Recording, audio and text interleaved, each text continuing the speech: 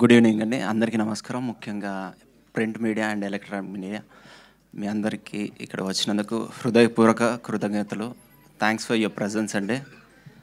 Movie గురించి మాట్లాడాలంటే సొసైటీలో ఉన్న ఒక ప్రాబ్లం మీద బేస్ చేసుకొని మా డైరెక్టర్ దాని చుట్టూ అల్లుకున్న కథ ఇది.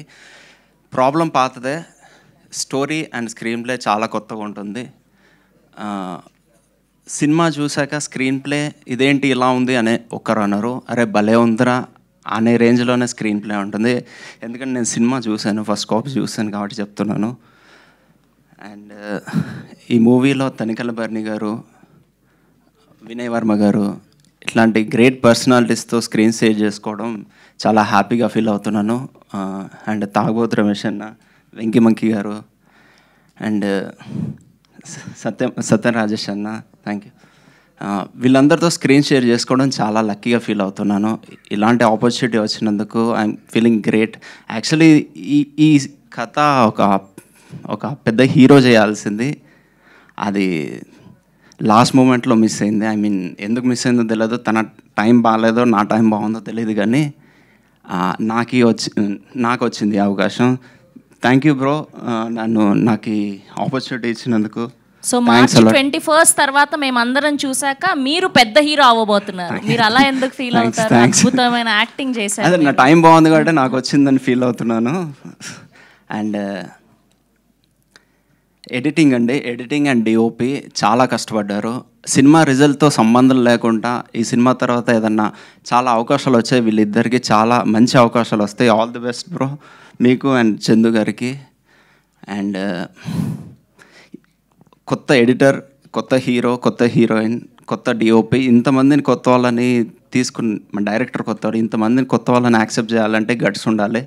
ఆ విషయంలో మా ప్రొడ్యూసర్ గారికి సెల్యూట్ చేస్తున్నా.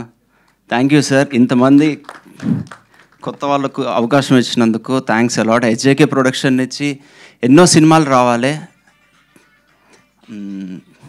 కొత్త టాలెంట్కి అవకాశం ఇవ్వాలి మీరు.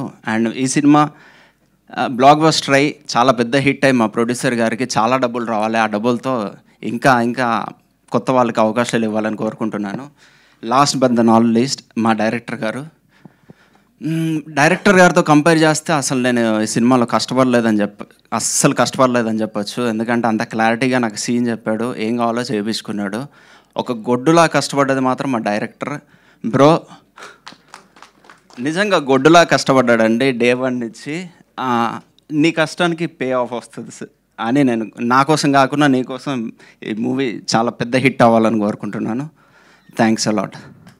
ట్రైలర్ నచ్చితే మీరు నలుగురికి చెప్పండి, ఎందుకంటే మెయిన్ థింగ్ ఆడియన్స్ అండి.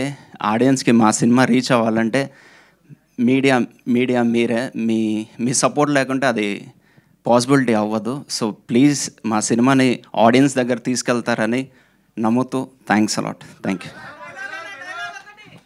డైలాగా ఏ సినిమాది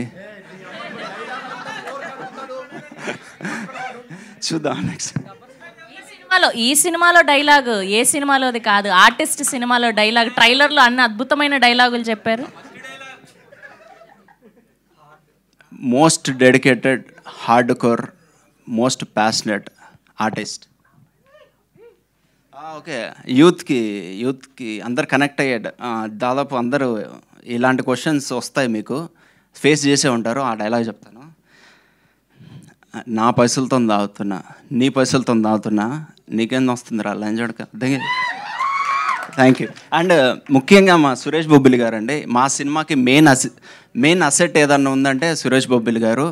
సినిమా నుంచి ఆడియన్స్ బయటకు వచ్చాక ఒక మాట మాట్లాడతారండి ఖచ్చితంగా, ఆర్ఆర్ గుద్దబలిపోయింది. Thank you.